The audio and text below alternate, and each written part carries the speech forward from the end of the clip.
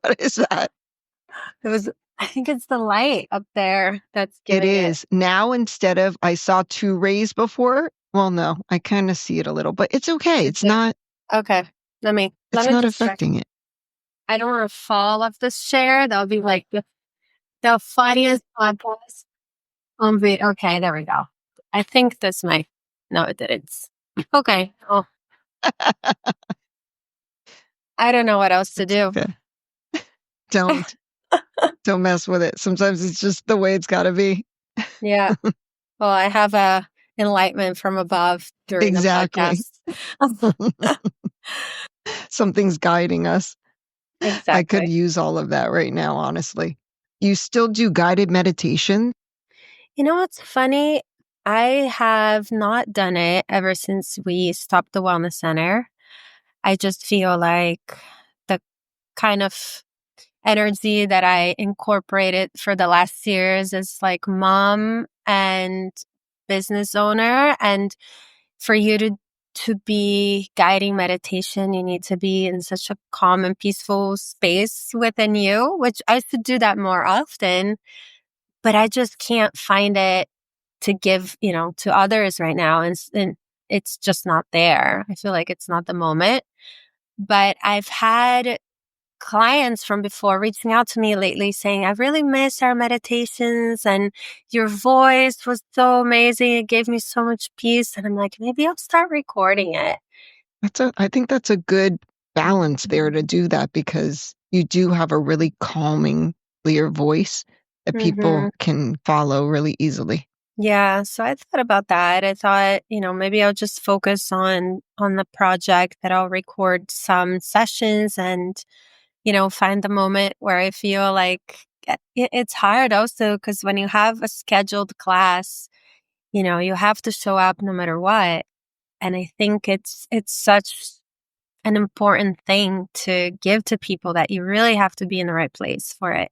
You can't be like, oh, I have a 3:00 every Tuesday, no matter what, So I know, and it changes when you become a mother. I mean, we can talk about that a lot, because I think we can share about that in a different way, because we knew what it was like also to kind of go throughout life and spend a good deal of our life in our 30s without having kids yet. And I think that's a lot of the time. I feel like when you go in your 20s, you're learning about life. In your 30s, you're really living more. Yeah. You're learning a lot from what you've lived.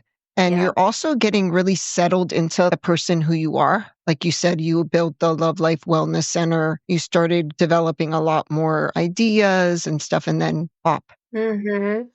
Yeah. So let's dive off of that. Okay. In this episode of Unscripted with Debbie, I'm excited to have a remarkable guest with me. She's a visionary in her own right, in love and in life. She's created an award-winning plant-based restaurant called Love Life Cafe with her husband and partner, Diego Tosoni. I'm excited to engage in an unscripted conversation with Vero and gain insight on her perspectives on business, on building a life that inspires change, fosters profound fulfillment, and communicates a powerful message. We haven't caught up in a long time. Yeah. How many years? Last time was at Daniela's wedding. Oh, wow. I think we've said hi here and there and stuff like that, maybe social media. But honestly, I think it was there, and I got to meet Diego. Yeah. And I think we were in the beginning phase, probably. Yes, you were. Maybe like a year into it or so. So that, we've been together for 10 years. So that's probably how long it's been. That feels crazy, doesn't it? I mean, it doesn't when you think about it, because life goes by so fast. It's become faster. Definitely been faster lately. Like time is changing. Do you think that? I mean, the amount of time that you have for you, it's so much less.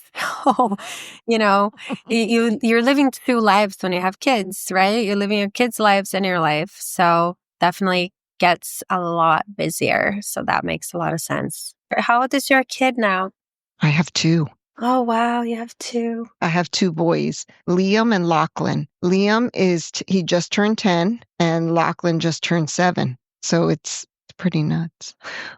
I still can't believe it. And I'm still with my husband, Juan. It's been, I forgot already, 20 something years now. Beautiful. But I want to hear, I know a lot about your story, but I want to hear how you got started. Have you always been this introspective? Well, you know my story through social media, I guess. Well, and like when we first met, but like you Yeah. said, off the record, like there's a lot that happens that is part of the story that we don't show, right? So it's like the tip of the iceberg thing that people see, but not what's beneath. I'm so glad that you are doing this. I listen to podcasts often. I love to listen to people's stories and views on life and, anything that people can share. It's always so nice. So congrats. It's great that you're doing this. For Diego and I, we're business partners. So imagine it's been definitely an interesting journey, but we really complement each other. So it's great. That must not be that easy because I can't imagine, like, I do projects around the house and I've always, obviously, the biggest project of all, having a family, is the biggest testament, but it is very different working in business with somebody that you love. It can be challenging at so many times, no matter how beautiful it is and how much it works well. It's challenging. It's not always going to be a pretty picture. Yeah, definitely. And it kind of happened. It wasn't anything planned. As you know, I was married before. During, I think, like you said, in my 20s, when I got married before, I was 29. So I was just kind of rolling into my 30s. But I feel like I was just kind of learning about what I wanted to do in life. It took me kind of a while because I wasn't, I went to University of Miami. I got a degree in psychology and journalism, double major. And I didn't like at all working at an office. I work for MTV, I work for Sony Pictures, and those are probably the most miserable years of my life. What type of job did you do with them? It was, I worked in, they call it the traffic department, which is nothing to do with cars, but it's like booking and scheduling commercial space. This is almost 20 years ago, maybe 18 years ago. And, it was that huge, dark computer that you just really, I literally just sat in the computer all day in a cubicle and I just wanted to die.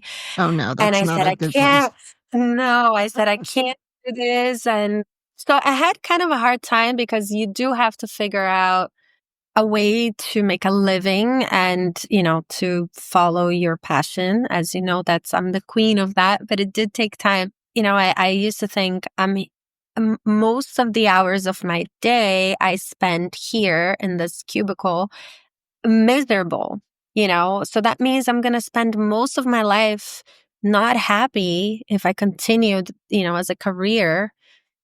For what? For what reason? Like, this is not life. This is not living. And I felt this huge urge to give what I was learning, which was about wellness and health and loving yourself. And I don't know, I just felt like I had so much to give but I didn't really know how to put it all together and to put it into a business. So I tried several ways, I think on my first marriage, I was somewhat going. I was selling my products at Whole Foods Market. So I was kind of like going in there. You were definitely pushing towards what you loved. There was something there, but I felt like there was something missing in that recipe there. I think you did want to put yourself into it more in a different way. Yeah. Yeah. I was very clueless about, it was more like a philanthropy project than anything else. I didn't really know how to put it into business format and make it, because business doesn't always have to be about profit, but it does need to obviously be profitable so you can keep doing it. So you don't have to focus on the profit, you can focus on the mission, but it does need to make sense. And my ex-husband was very business savvy and business oriented. And I think the disconnect was that he was very successful and very much into his work. A beautiful person. I love him. We're still very good friends, and I hope we continue forever. But we were very disconnected. And in a way, I don't think he even knows this, but I felt like he didn't admire me and didn't look up to me because I wasn't successful in business like he was, and I didn't, like, I was kind of lost and finding my way. And I felt that he kind of looked down on me for that reason. And that was, I remember when that gave me strength when we did get a divorce to go out and do something and kind of, in a way, prove to myself, that I don't want to be that person that's just, trying to do something but not succeeding. Like, I'm going to make this happen. Yeah.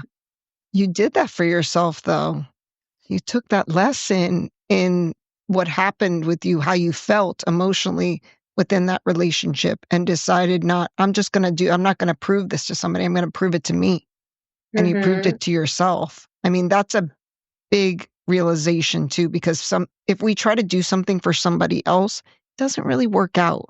It has to align with something we want for ourselves or we feel is Mm-hmm. missing. Yeah. And in a way, it's eventually I was on my own, right? So I really needed to make it happen. There was no choice there. And going back to Sony wasn't a choice. So I had a friend who is an angel person who is very close to my heart, who let me borrow some money. And I got together with my yoga teacher, and she wanted to have her own yoga studio. And she was somebody that I went to her classes religiously, and I still go to her studio. And she approached me. She said, I really want to have my own yoga studio. And I said, I think you should. You're an amazing teacher. You have so much potential. She managed the yoga studio that I went to.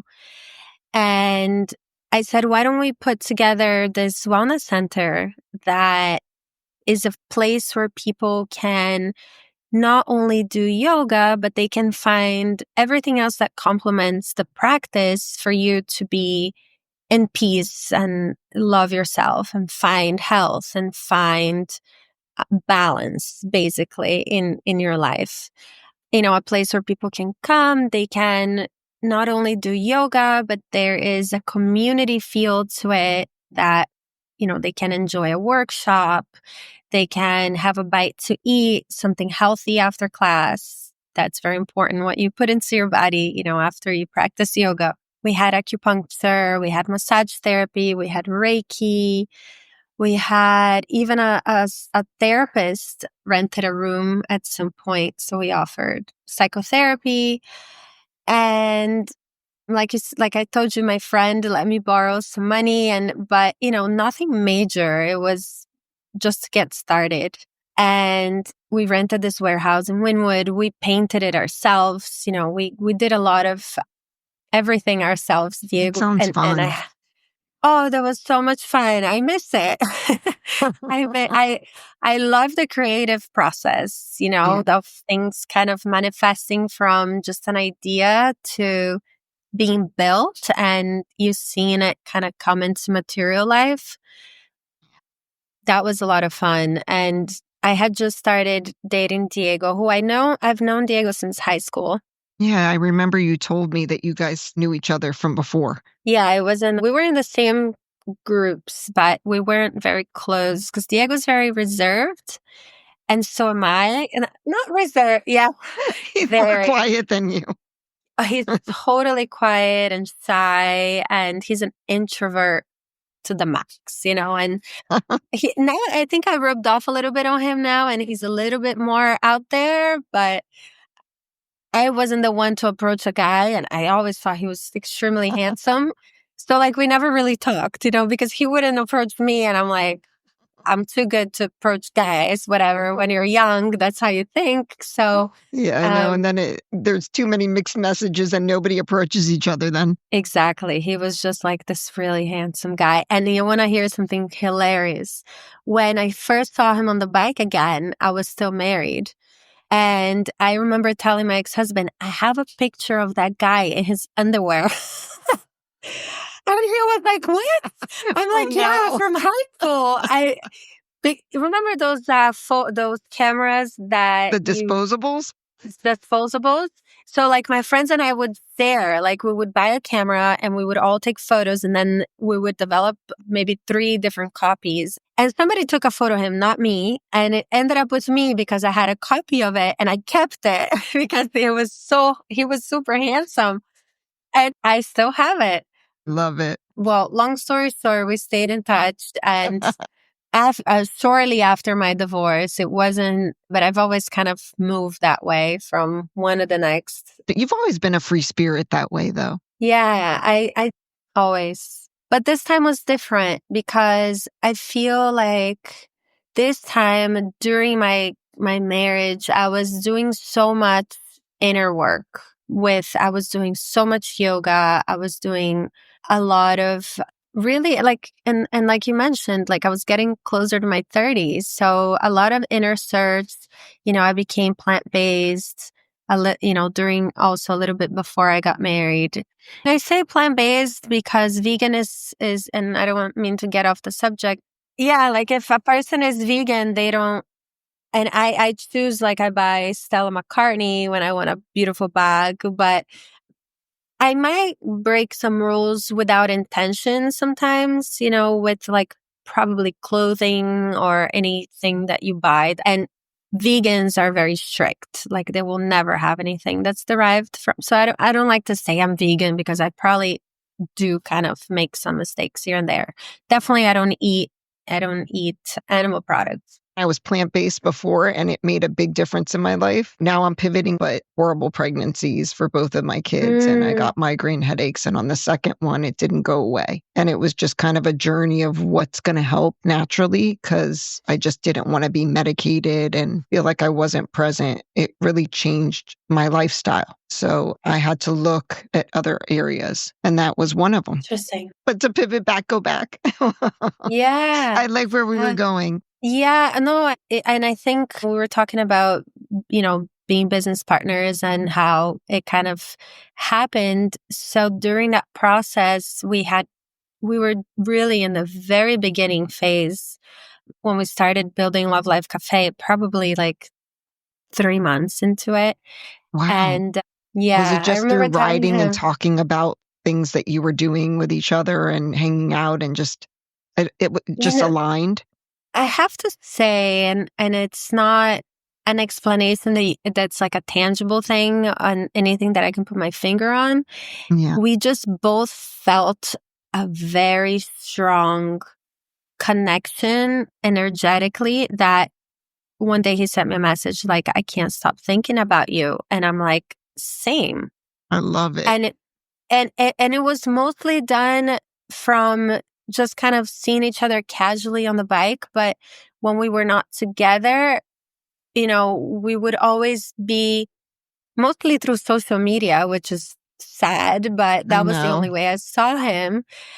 But I felt like I was always thinking of him. And there was this feeling whenever I saw him, like when you were a kid, that you just feel it, and I hadn't felt that in probably since high school, and because you just feel it in your stomach, you're not rational, you're not thinking about like, is this guy successful? Is he Yeah. tall enough? Does he want to have kids?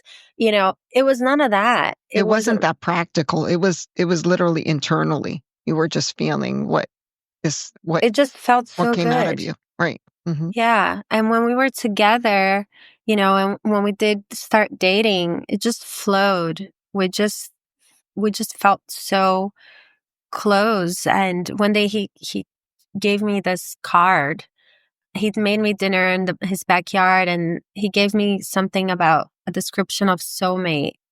And I remember like reading it because he is very shy and reserved. And I was like, wow, it's so amazing, that he feels that way, like just from dating very little. Like probably 2 months into it, we were living together. And I told him that I was doing this project. And at the time, he was working with art at Opera Gallery. He has an art background. And, I'm like you said, the free spirit entrepreneur. And, this guy, he's been working there for 10 years for Opera Gallery. Before that, he worked for Burrito for another 10 years. Yeah, I listened to another podcast and I learned a lot about him through that. Oh, cool. Great. The plant. Yeah, the plant-based. That was a good one because he talked a lot about his past. Like, they had to pull a lot of it out of him, but then it's like flowing. Yeah. That's how he gets more comfortable, especially when he knows that somebody wants to hear about it, and then he's more passionate about talking about it. Absolutely. 100%. You nailed it. He's artistic, though, so I can see that once he has a connection, that artist just everything flows, and he felt so comfortable with you. There was a huge connection, on every level, so I can see how it unfolded that way too. Yeah, and he still does. We have so much trust in each other. There's 100% transparency and friendship, and we built a very strong foundation from the beginning.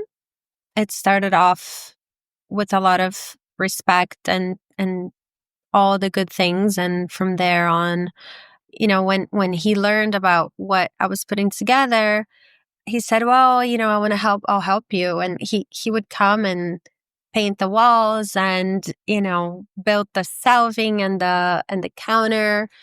And he literally built, he was in love. And Of course, but how loving to do that. I love that. yeah. And I told my friend Megan, the yoga instructor, that we were doing this together. I said, "Oh, I'm dating this guy. He's very handy. He's gonna help us do all these things." And she was like, "Amazing, perfect." And he happened to cook really well, amazing. And he was also plant-based, and he cooked just the best. And before him, I was the one always cooking at home. But now it's, I'm the salad girl, but he's always cooking. I make the salad because so my salads will always be the best ones. But he said, I want to help you make the menu for the cafe. And he did it. Eventually, I think we opened in September of 2015.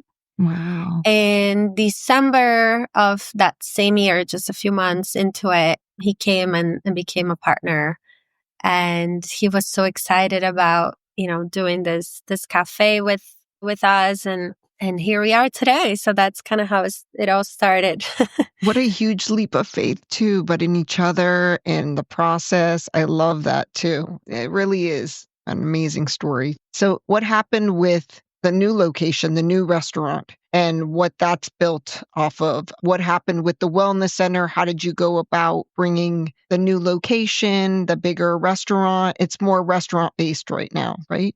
Yeah, we are. Well, it's a little bit of a long story, but I'll try to. Well, it has been, 10-year journey. Yeah. So we were at the wellness center for 3 years at that space, that warehouse that's in the same block of where we are today in Wynwood. And we found that operating, like I told you, we didn't borrow that too much money. So we did things very organically. And as the cafe started to grow, because first it was a vision just to kind of feed the wellness center members.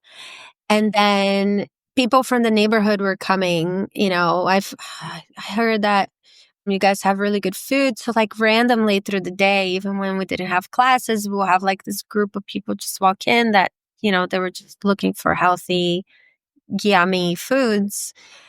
And it started to grow so much that we had to put more tables and chairs and expand the menu. And it became a little bit of a inconvenience for the yoga studio because, it smelled like food. Yeah. And when they were in this like deep meditation, you had a blender going because somebody randomly walked in for a smoothie.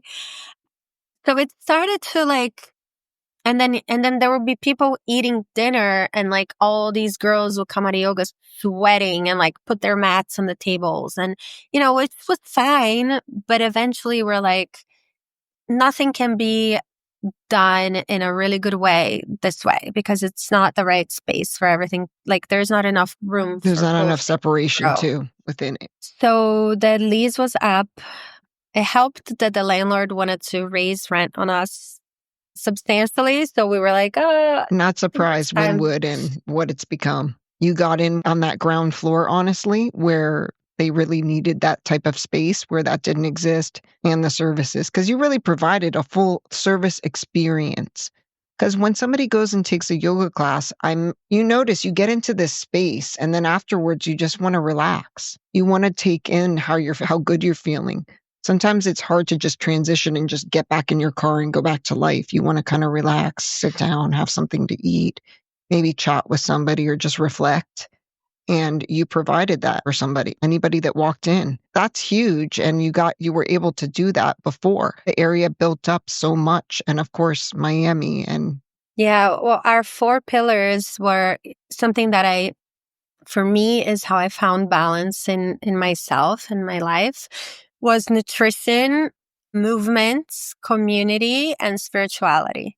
So then when they raised rent on us, we decided that it was time to split, and my yoga instructor went on and opened a yoga studio literally across the street. They're still there. It's called Wynwood Yoga. Yeah. okay, wonderful. So people can still have that experience. Yeah. And I still love their style of yoga. I think it's amazing. It's what I've been, it's hot yoga, but it's not just acrobatics. Like a lot of the yoga studios that you go, it's very spiritual, it's very deep, and you really feel good afterwards. And I try other studios all the time, but that's still my favorite. Yeah, it's like coming home. Yeah, it just feels good. And I think I've been practicing with them for so long. And we would just walk down the street one day, Diego and I, and we saw the space on Fifth Avenue, and like literally a block over, in the same block, but like up the street. We saw the space and we approached the landlord, and he said, "Yeah, I'll help you guys. I'll pay for the build out. Love Life Cafe, obviously, I've heard of you." And so he made it so easy for us to transition. I actually wrote him an email the other day randomly saying, you were such an amazing landlord. And I, now that have experienced other landlords in my life, I just never thanked you for everything you did for us, because he really made it possible for us to transition at the time. Him and Square loans, Square. We got a lot of Square loans that let us, kind of borrow some money to, build the whole Do thing. they specialize in small business loans? They look at your daily sales, and based on your daily sales, they offer you, I think we got offered up to $100 and something thousand at some point. And then they just take a percentage. It's not great interest wise, but if you have Yeah. no choice, it To really start helps out with and to small. get going. Yeah, it's nice to have that support. Yeah. So that was a second location that we were there from 2018 until 2022. So it's funny because we built the space, this small, kind of small restaurant, thinking, we're not going to have so much more than what we have now as far Yeah. as business. And I am so blessed and grateful because it was crazy. I can't even tell you, like, that place was non-stop. People just love it. Was like the energy of the space and the food and, the story, I guess. And Yeah. I don't know, and celebrities were there. It's an And experience. They come in and they love it. And the food, I mean, yeah, that's a testament to you both. You deserve that. Congratulations on all the success so far. I mean, seriously. thank you. Yeah, we definitely put so much love into it. And then for us, we always wanted to also make sure our team, our culture, we put so much love and energy into our culture. We have still team members that are with us since the wellness center. They're still there. Huge. That's huge. Some people forget to mention that it's a team project. Yes, you It's created always a this and have team. made this, sustained this, but it's the team within that you build. and that helps you in that Mm-hmm. process. So that's everything. Oh, it makes such a huge difference, your team and who you Mm-hmm. choose to work with you. And, investing in the team for me has always been such a smart investment because they become part of your mission.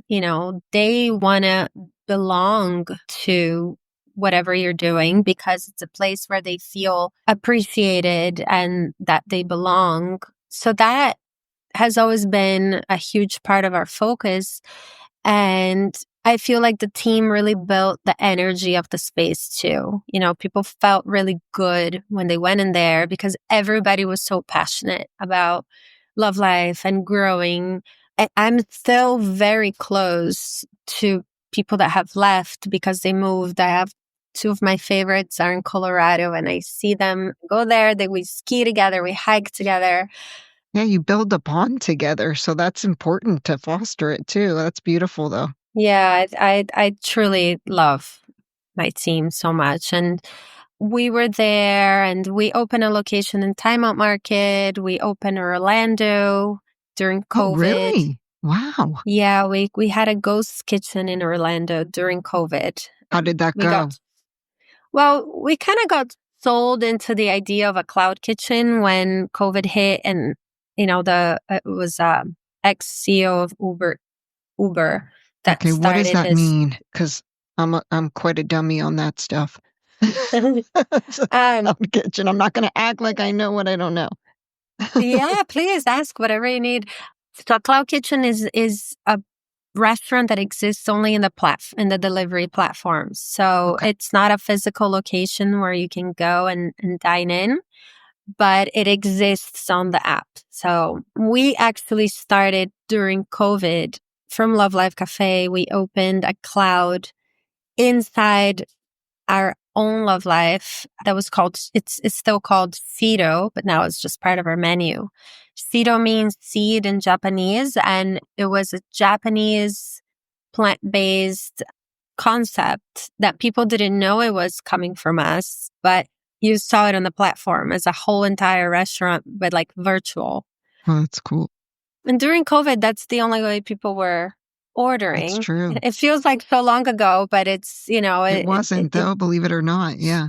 and I think we forgot about kind of that phase, but we opened a cloud kitchen in Orlando, meaning people could order from us, but not from a physical location. But that, I think it was because we wanted to kind of ride that wave during COVID, thinking that was going to be the future. Right. But thankfully, it didn't become the future I because know. Thank goodness.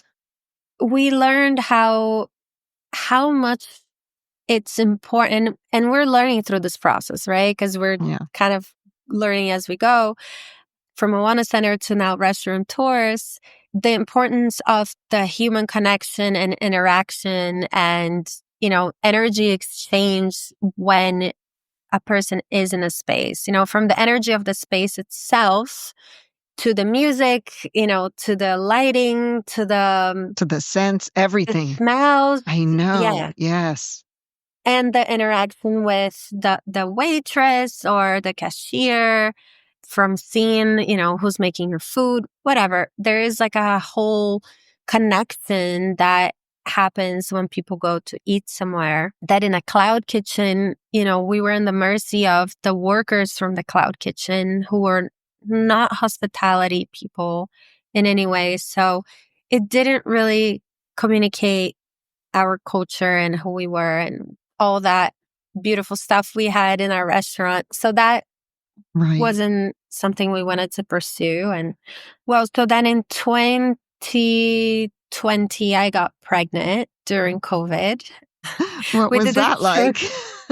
like? Were you surprised? Was it planned? It wasn't planned, but it also wasn't prevented. It wasn't something that we were not, Yeah, that's how you it know, goes. Diego just one day, and I'll be completely transparent. He just started like not pulling out anymore. And I'm like, okay. And what are you doing? And he says, well, don't you want to have a baby eventually? Like we should start trying, otherwise we're never gonna I said, okay, well, let's Because see you're what so happens. mothering too. You've always had a dog, or I remember. We have 3 dogs. We still Oh have my 3 God. dogs. We went on this trip in 2020 when everything was shut down Yeah, and we couldn't even have people in our dining room. We bought an Airstream, which love is, it. that That's a dream of mine too. it was always a dream of ours. And we decided, let's just do it. We did the numbers. We were, I don't know, we kind of felt like we need to enjoy the time now because God knows what the future Yeah, holds. it was very unknown at that time. And just the whole energy of everything during summer of 2020 was just, ugh. Mm-hmm. So we took off and we went from here all the way to Yellowstone and back. It took us 5 or 6 weeks. Wow. And it was a dream. It was magical. It was truly magical. And that's when Diego got adventures and Yeah, obviously. decided, yeah. And you know I'm what? going to take an adventure in every aspect of this. Let's just see Physically. adventures in every way. And during such an unknown time, without Yeah. knowing what was happening. But in a month, I got pregnant, which I guess doesn't happen that often. But when it has to happen, it has to happen. And I felt the day that it happened, and he can tell you that I did say that to him. We were in the Airstream, after we made love, and I felt this energy just kind of, and it wasn't the actual, like, it was after we were done. I felt this energy in my body that just went like, and I know that that's the day, like, I feel like Noah was there, Mhm. waiting for that moment. And Noah and I are so connected, and we can get into it after. Yes, I want to hear that because I see that. I can feel that even through your posts and just seeing his face and the way you look at him. But I want to hear it from you. Keep going. Yeah, I'm sure there's always a special connection, but Mm-hmm. with him and I, it's like mommy, like it's crazy. So then we came back pregnant, and Were you excited when you confirmed it? oh yeah, no, and the funny thing is, I was coming back from Love Life, and I, brought a bottle of white wine home. It was a Sunday, and I realized I had a little bit of cramps, and I'm like, oh my gosh, my period is late, like 2 weeks, and I'm never late. And I said, uh-oh, let me get a test at Walgreens on my way home. And I literally got home, I opened the wine, I poured it, and I said, before I drink, I'm going to do my tests. And it was positive. And the next day, my brother worked in urgent care. So I called him and said, can I come tomorrow at 7 a.m? Can you do a real test? And he said, yeah, come. So it was special because my brother is the one who tested me. And Oh, I know you're close with him too. yes, and he is now expecting his girlfriend is pregnant. So Oh I my was God, also that's the first wonderful. one to know. Yeah. He told me before he told my parents, which, yeah, Tia Vero, sweet. that's going to be awesome. Yeah. Different experience, right? When it's not yours. Yeah, totally. My sister has one, and it was so different like that because I didn't know if either of them were going to have any kids too. So it's different. It's so nice. It's so different seeing your sibling go through it. It's a Mm. different experience. You're a lot closer to it. I was so happy for you. I remember when you posted, the whole process just looked like it was just a great experience for you both. You just always looked so happy and at ease. Yeah, I had a great pregnancy. Thank God. You felt good? I felt good. I felt great. I stayed active. I continued. I didn't really have any cravings. The only craving I had was pasta fagioli soup, which I don't know. Beans. Yeah. And So Diego funny. would make me pasta fagioli, and that was the only thing I craved, really. Does Noah like beans? He loves beans. He's See? a I major don't bean. know. Yeah. But my labor was hard. My water broke, and I wanted to have the baby at home.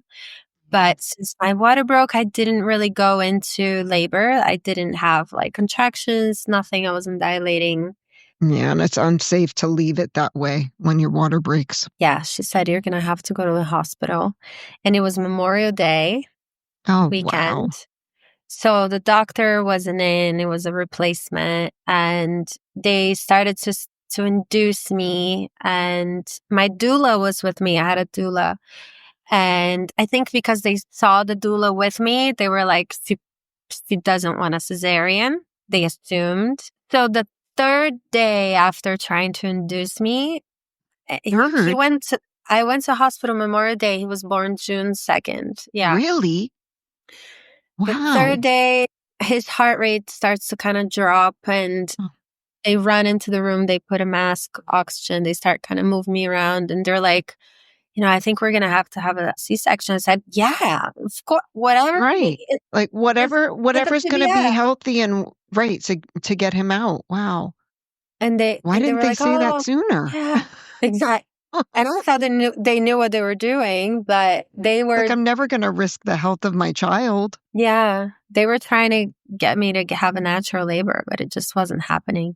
Hmm. And so then I went into somewhat of an emergency C-section. It was just right after the doctor said that we went into Right. surgery. So that was, kind of scary in a way for me, but thank God everything turned out fine. Yeah, it's not that bad.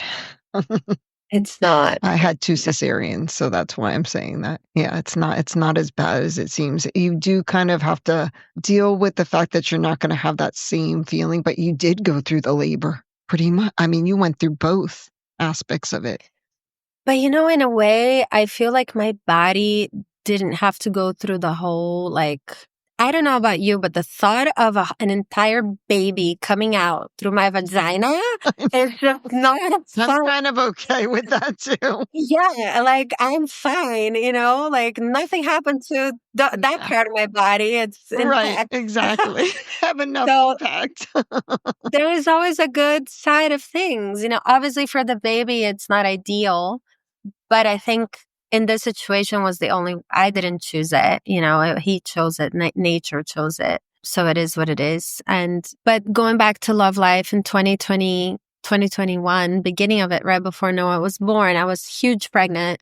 Just going back a little bit, remember when I used to sell my piece of cake muffins to Whole Foods Yes, Market? yes. I always felt very connected to Whole Foods and the mission that Whole Foods had, which was to really change what is sold in the supermarket and providing healthier options, supporting locals. I had such a brilliant experience being a vendor. And I picked up a book from John Mackey, its founder, probably even before, yeah, like around 2010. And it really inspired me, Conscious Capitalism. Okay. And I'm gonna note that one. oh, it's such a great book. He has 3 great books. John Mackey. John Yeah, May. he wrote Conscious Capitalism, he wrote Conscious Leadership, and just recently he wrote The Whole Story, which, it's Oh, I his like entire that. story. It's so inspiring. It's It just rounds amazing it book. all out. And I picked up this book, Conscious Capitalism. I still have it here. And it really inspired me to continue my path and following my heart and building something that had a purpose, that meant a lot to me. And I felt like I could give to the world and make a change and still build a successful business. Anyways, he was very inspirational for me to choose my path. We had this friend, which is, there's a podcaster, which I'm sure you've heard of him, Rich Roll. Yeah. So we are blessed to have him as a friend. He's just Oh, how one of the wonderful. most amazing people in this universe, him and his wife, Julie. And he introduced us to Dan Buettner, and I'm going somewhere with this. I know you are. Dan Buettner wrote The Blue Zones, Okay. where people live the longest. And Dan Buettner was working on a project for a recipe book, which he approached us and, we worked with him on some recipes and then we became friends. And when I was pregnant, we were having dinner together at Planta Queen in Coconut Grove. And Dan was like, yeah, because I just came back from the Bahamas with my friend John Mackey. And I said, what? You're friends with John Mackey? What? And They transformed my life. yeah. And I'm like, oh my gosh. I read all his books. I really admired this guy and he inspired me so much. And Diego's kind of hitting me under the table, like, you know, I'm like, no, it's true. And Exactly. he said, well, actually, since you mentioned it, he has a project that I think you guys should meet. Wow. And I'm Oh like my gosh. hyperventilating. Oh my God, that's crazy. It was very exciting. And so he introduced us to John Mackey, and John Mackey came to Love Life and we had dinner together. And he shared with us that he had a project that at the time was called Healthy America, which is such a cheesy name, but that's what it was called. And he wanted to change, same inspiring moments where he shared he wanted to change healthcare in America because he wants to switch the dialogue, and the system of medicating to preventing. And he's building these wellness centers where people can experience a full circle experience, kind of a macro version of my micro wellness center. And I was like, wow, that's amazing. I love it. And he said, I need to have a plant-based restaurant attached to these centers. I really want food to be a big part of it. And, there's a lot of synchronicity with us. I would love to explore possibly acquiring your business to, I guess he didn't know about it. No, my gosh, this is amazing. Keep going. Yeah, I don't think I've ever posted an official, because it's been very much like they do all the social media and all the PR and stuff. Okay. And I was, super pregnant at the time. So he came back in about 2 weeks. That was spring of 2021. And he brought his entire team with him. The doctor at the time that was working in the program, and the ex-president of Whole Foods that was also, she's part of his team now. His PR girl, the lady that was in charge of building the restaurant, and they all came. It was Wow. Was it surreal that this was really happening? Oh my gosh. And I truly believe that I manifested it from I feel like when you manifest something, it's not just when you think about it and you say, that's going to happen, whatever, you do a vision board. You have to really feel it in your heart. And you have to really connect to that vibration, to that channel. And I feel like I truly did that. I gave so much love and gratitude, and I connected in a different dimension with him and his mission that the universe really, the energies attracted. We ended up meeting. And then, I told you I was going to make it short. Now it's long. But No, keep going. There's no time limit on this stuff. Okay, great. So they came and I did a presentation again because Diego's super shy. He stood next to me as support.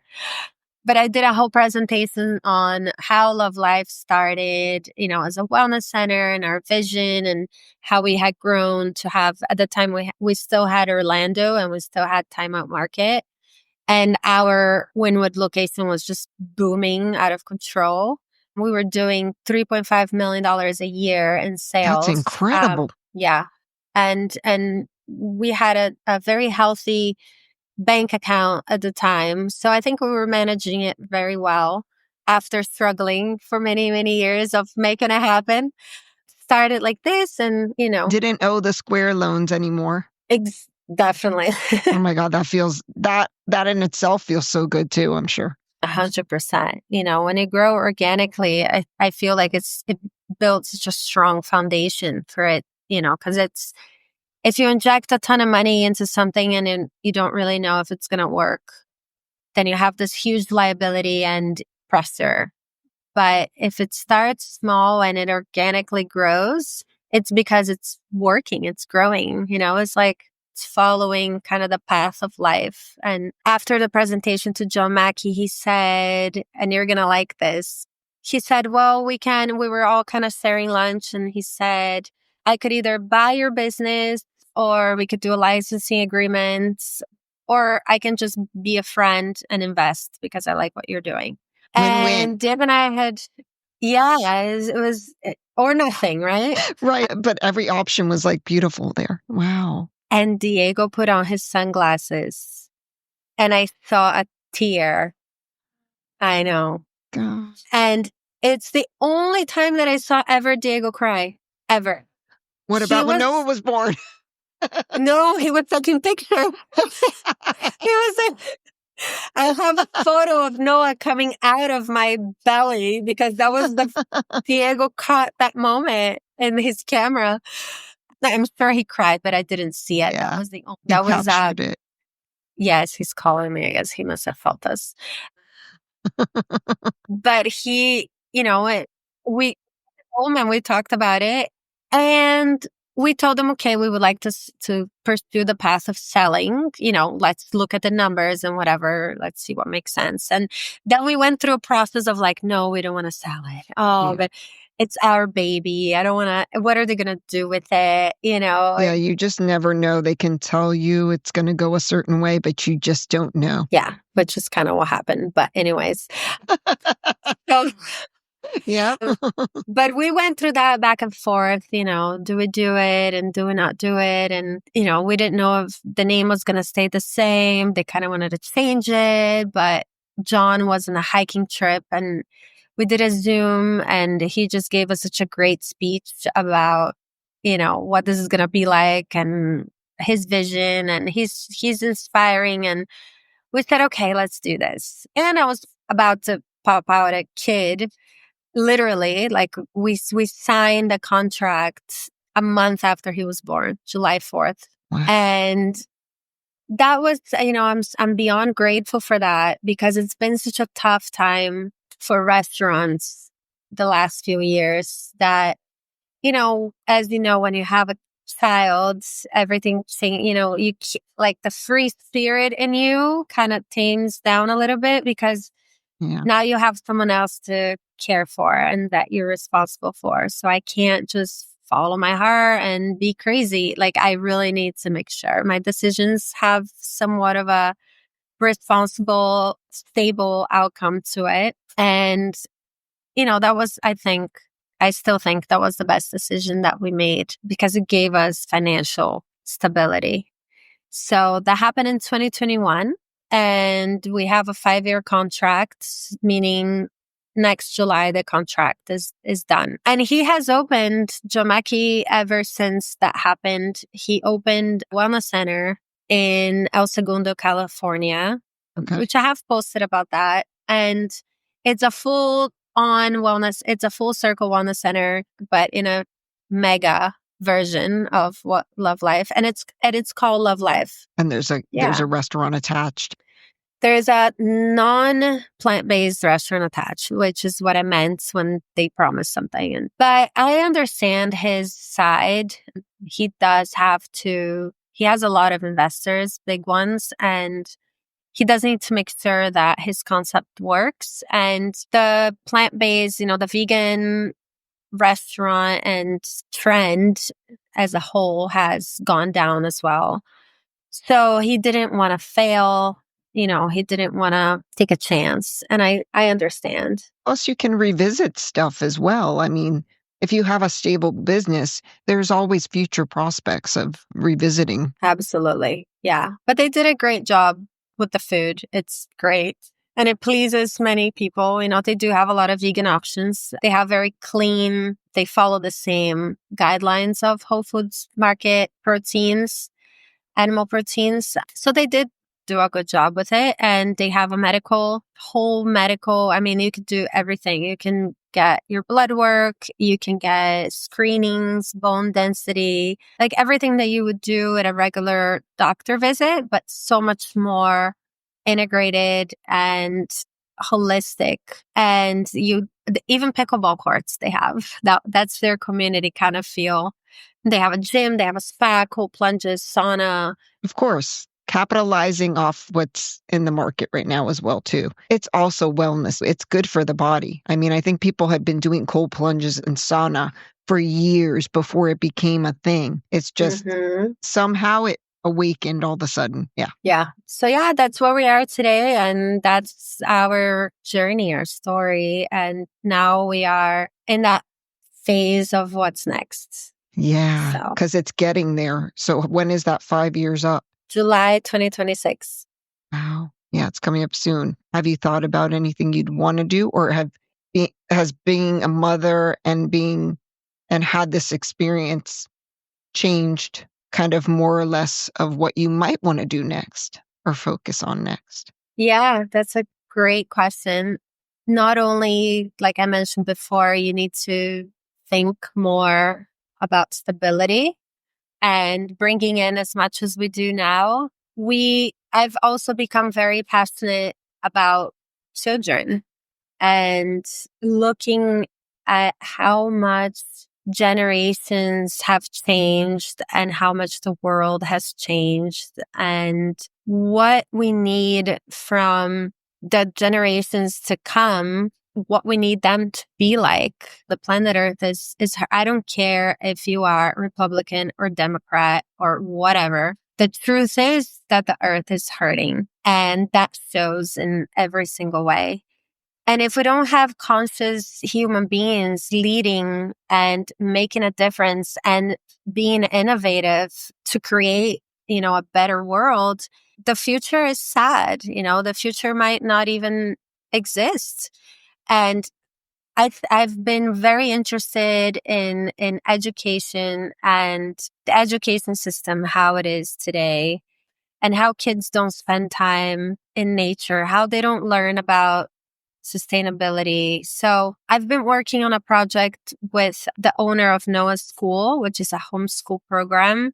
Okay. She has an amazing eco Montessori program that is a nature-based school with Montessori. She's studied in London Montessori, and she worked in Montessori schools, and then she developed her own. And we're so much alike in so many principles and values, and we just became quick friends. And I'm helping her with the business part of it because she has the creative. So it's funny because now I'm kind of How sitting in a funny. You're different in that seat. other role. Yeah. Yeah. But I think I've learned so much, and I see her and me, she's a little bit younger than I am too. And she has this vision and she just wants to go for it. And I'm like reminding her of all these other things that we need to look at. And so it's been very nice so far. I'm still not an official. I'm just on the board of the school. We're not partners or anything, but I do help her a lot. And I do want to be a part of growing what she has now. That's what we're working on. And she does want it to be something that she expands and she can create some sort of franchise. She wants to franchise it. Right. Like a model of some sort. Yeah. That kind of what John Mackey says, about changing the healthcare system, something that offers to the education system and the school system, which is definitely not an easy thing to do because it's so controlled. It is. She wants to create something and give it to the world where kids can grow a different way and learn different things. And I love it. And also books. I'm also working on some books with some conscious characters and, telling stories that kids need to learn. I tell stories. Sorry, vacuum cleaner. It's okay. I tell stories to Noah all the time to see his reaction and how he learns and how they are truly sponges. And whatever you feed them right now, they're going to learn and become. It's going to be such a strong part of their character and kind of like an encrypted value system that's being created. So whatever they watch, whatever they hear, whatever you tell them, it's really building up, that person.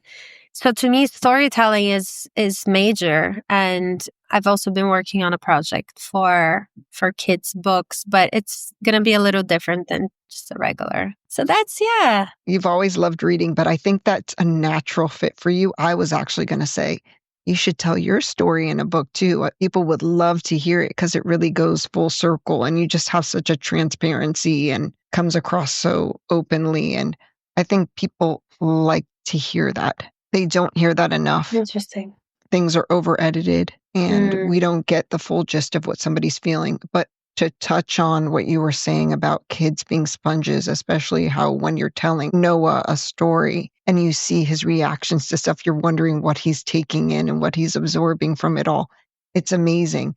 And that goes back because I think when you're at that age, that's where things are formed so much within ourselves. That's where our sense of like abandonment and excitement and exploration come from. And that's what builds off of like when you see somebody, when you met Diego, when you connected with something, that's where that comes from internally is like where something touched you when you were younger, how it was approached, how you reacted. How was it when you were a child? Were you very imaginative and creative? Did your parents really foster that 100%. imagination and read to you? I don't know if, they read to me every night, See? at our times. Yeah. My dad always told me stories and my mom always read me. I had a ton of books, but we grew up in a farm. I grew up in a farm in Brazil and I always played alone. And because there were kids at the farm from the workers and I played with them a little bit, but they weren't always available to play, and it was a little bit far from the city. So I played alone a lot because my brother was 6 years younger.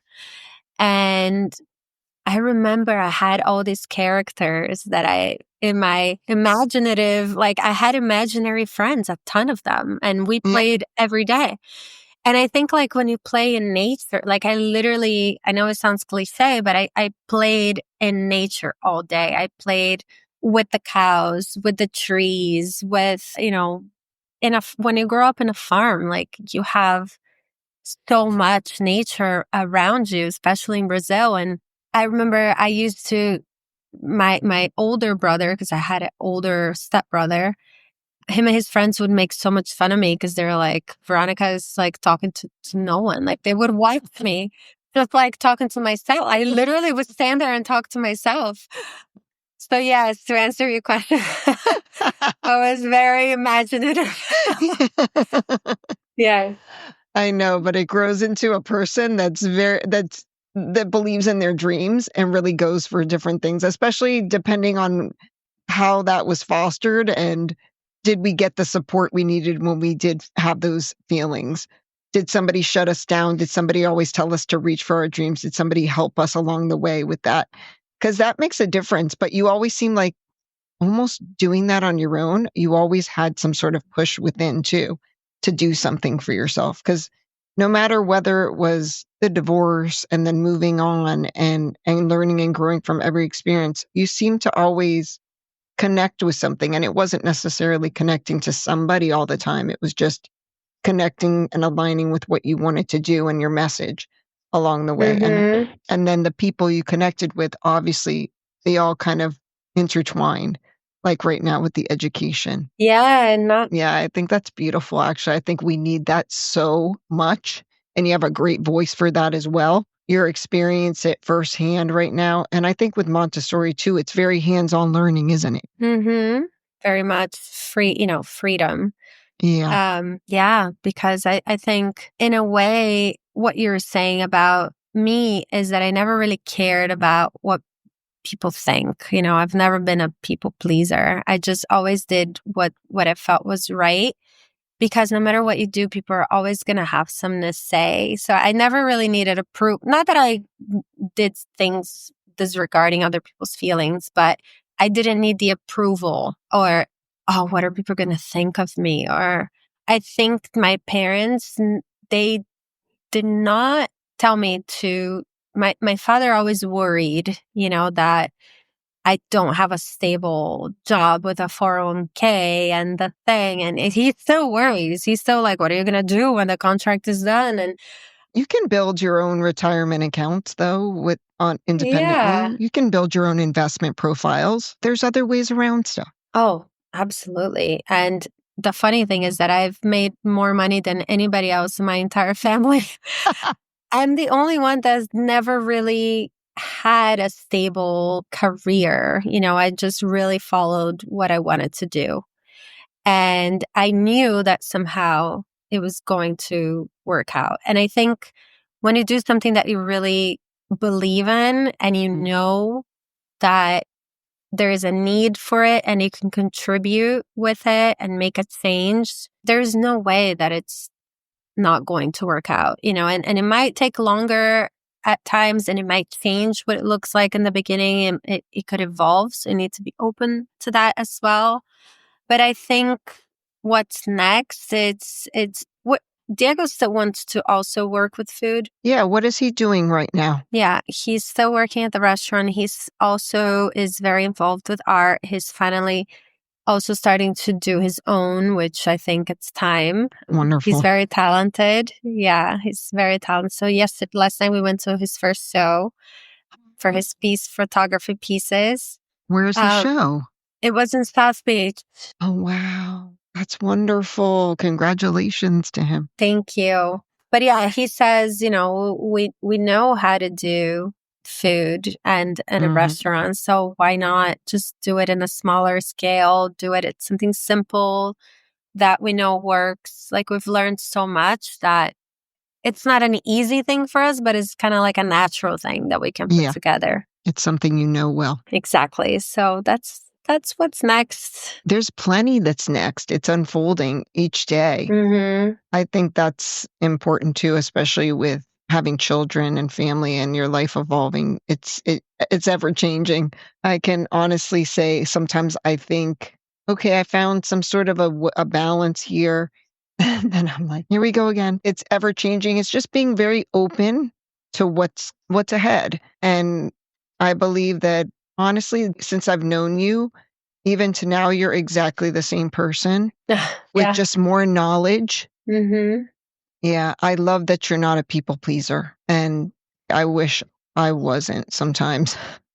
I'm getting there. It's work. Yeah. It's knowing your own boundaries too, and putting yourself first and knowing the importance of that and what you need. Because if it is just like you said, if it's something you're passionate about, there is no way it can go wrong. Yes, it's going to be ever changing and take shape in so many different ways. But if it's something you love, put yourself into it, you won't go wrong. And that's the big message. 100%. Whether it's for the food, for the love, the life, the education that's coming next. And I'm excited to see that. I want to talk to you again about that as the project moves forward, because it's an important thing for me as a mother. That's actually something, it's so funny that you're doing that next, because my best friend, Juliana, we were just having conversations about that, because I'm always telling her a lot of the strain, I think, is from just education and what's going on right now with schools. But there's so much thrown at them. I don't think there's any inventory that they take in stopping and talking to the children, getting down to their level and finding out how are they feeling about everything that's coming at them. Is this a lot for them? Are they given enough time to feel like they're being a child themselves? How do they feel? I feel like nobody asks them these questions. I ask my children because I want to know, because I can see it in their physical reactions to everything and how they feel, their crankiness, everything. We can tell as mothers, are they happy? And of course, we want them to be as happy as they can as children, because that's where that stage is right now, like you said, where they absorb everything, where they learn everything. That's their core. Their core is built at this age, and you take that with you. I know, because I know where my core was at that time, and I wished I'd had that parent who'd said, "Are you okay? Yeah. Can I just sit with you?" That's something I love doing with my kids. And I'm determined to do that and be a different side of things, and not just a product of what you learn, is to be someone better for yourself. Yeah. In our parents' generation, I feel like they come from a completely different, I remember when I got a divorce, my grandma told me, she said, in a way, and when my mom divorced my father, my grandma like stopped talking to her. And when I got a divorce, she said, you know, in a way, I wish that during my time, she didn't have that reflection, I guess, 35 years prior, but she did when I got a divorce because I was only two. My mom divorced my father. And I think she learned a lot and evolved. And she told me, I wish that I had that option because society would have completely thrown me out of it. If I would have been ignored from society. And my grandma's an amazing woman. She just recently passed away and she was so loved and she did such an amazing job that she stayed with my grandpa because she didn't want to be ignored from society. And we do have this option today. And I think our parents grew up as a material from the grandparents, they came from that. So we also have to understand, and I think that's something that I've known. I've felt that disconnect, from my parents since I was little, that whatever they tell me, and I'm like that until today, which is not always good, but Diego always tells me, why don't you ever listen to me? Because it kind of goes in through here and goes One out ear through and out there. the other, like 100%. And my parents, they taught me a lot of values and all, but it was like, you need to do it this way. And, you need to do, and it was like that, like, yeah, you I'm pushed going to back. do whatever I feel. Yeah, I don't think that's the right way. Exactly. And I think that's another thing is that people sometimes push us. There's these standards of ways of doing things. And some of those standards are old standards, and there's reasons why things are changing Mm-hmm. so much now. And we have to be open to some. Some, yes, they don't align with everybody, but we have to be open. And I think that's important. And we also have to be true to ourselves. It's important to really listen to that instinct. And I feel like you've definitely done that throughout your life. I mean, yeah, we always need that person next to us that can also remind us of things like Diego asking you, are you listening to this? Because sometimes, yeah, we do need to listen to certain things. And I think Mm-hmm. they do come at us in other ways, whether it's through somebody telling us there's something else happening. There's something for us to pay attention to and listen to. Yeah. They'd say it because they care and they Yeah, want I the agree. best for you. Yeah.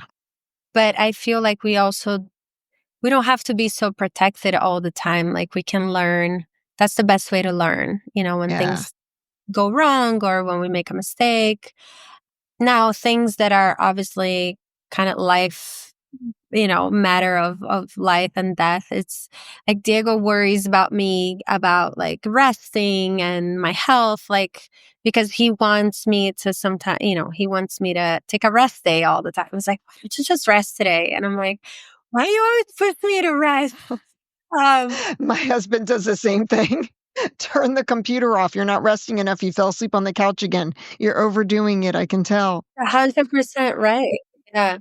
You had something, what, like a year ago or something that you kind of disconnected and you said you had a little health thing. Oh, I got pneumonia and well, no, I was sick. And then I've always had such a strong immune system.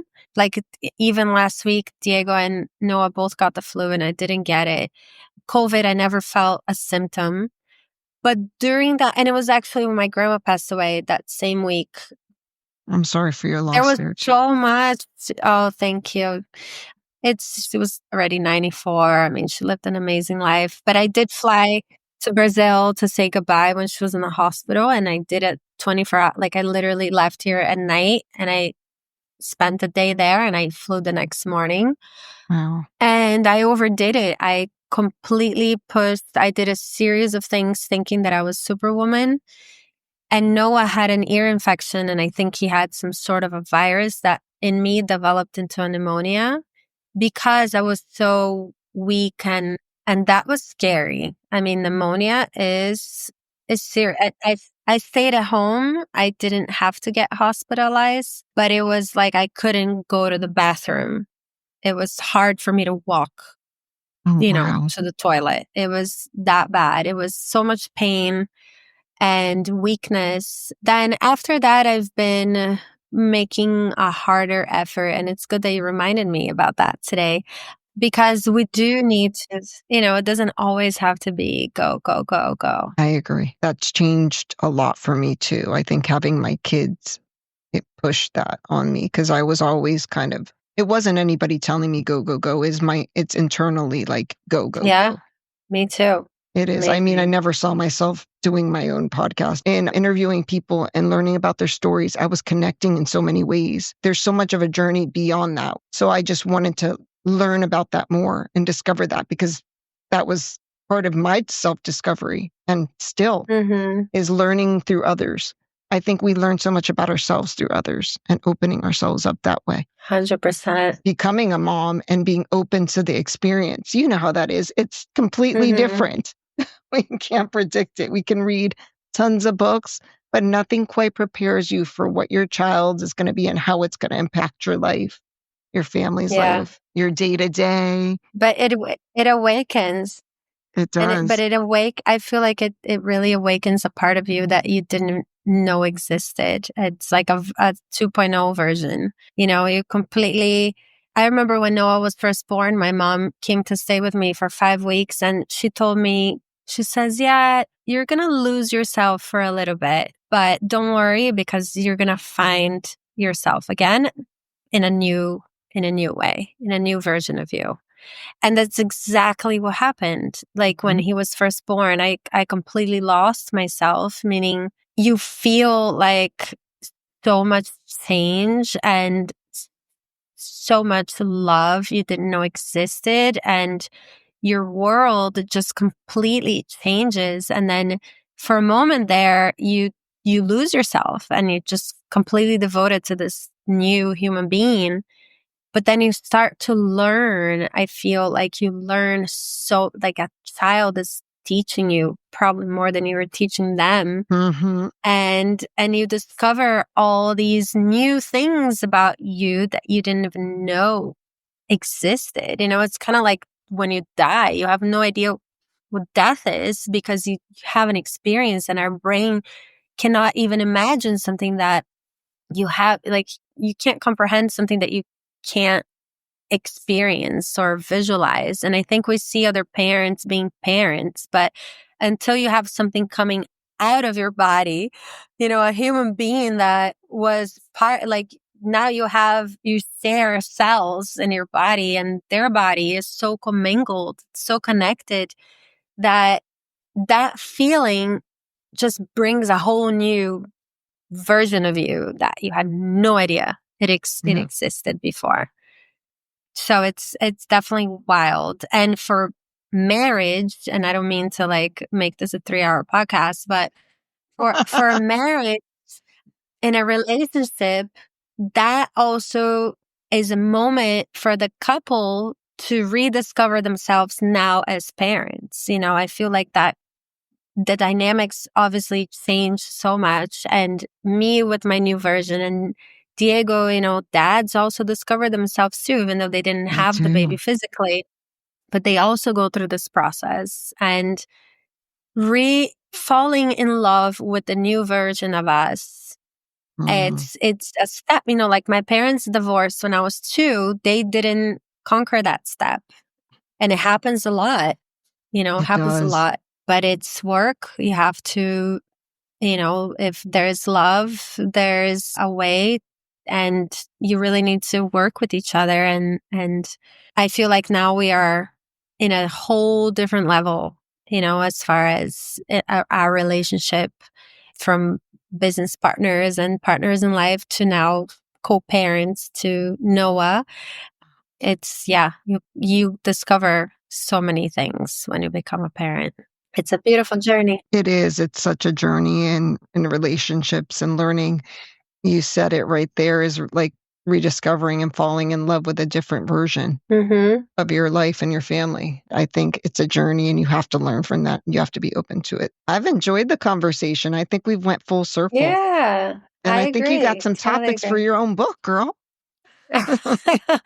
Thank you. I'll definitely think about it. It's important. I think for me, even this was something I was doing for myself. And then it turned into something of like, maybe I should do this and put this out there, whether it's a podcast with guests or doing sometimes just a reflective podcast conversation, almost like a moving meditation in a sense. Because we have these conversations within so much, and we have to, I think, even out loud, because in our own head, we're not really saying it. It's just like having an idea, but never implementing it. We have to bring it So out. when you put it out loud, Yeah.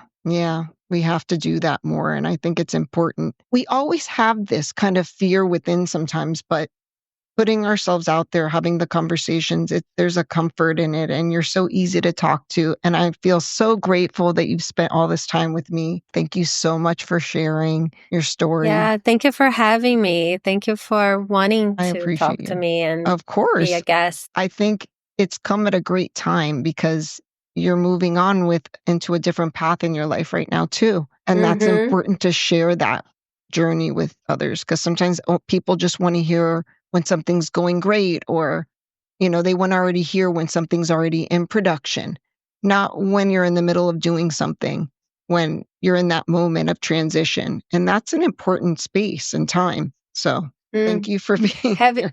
Have you ever read the trapeze poem? I'm going to send it to you. No, send it to me. There's a beautiful trapeze poem, when you're going through, I don't know if you've ever done a trapeze. No. Done it a few times. And it's like when you're safe and you're just kind of swinging and holding on to one of the bars, and then it's time to jump and grab the other one. And it's during that in between that there's so much that goes on, the transformation and the process of like flying to grab. So I feel like that's kind of like where I am right now. It's exciting and it's scary at the same time, but it's that moment. There's so much to learn, as well, and transform, and like whatever is next is exciting. And whatever I manifest now will kind of result in what's next. So we'll keep in touch, and yes. We'll plan follow to each other's journeys. talk more. Yes, definitely. And good luck. Not another 10 years. No, definitely not. Please. I know. All right. Thank you so much. And I want you to tell people how they can follow you and share. Are there any events? I know we didn't get to talk about it. I know you were doing the Conscious Bite Out. Are you still doing that at all anymore in any way? Yes and no. Well, for now, I put a lot of things on my Instagram, which is Vero, Vero loves.life. And then there is, there's Love Life Cafe in Wynwood. But I think my Instagram covers a lot of it. I just recently made it public. I used to be private, but I'm kind of in that phase of maybe I should open up more. I think it goes a long way. I'm proud of you for that. Follow Vero at vero.loves.life, and I will post it on here. All right. Awesome. Thank you, Debbie. Thank you so much, love. Bye. Thank you. Bye.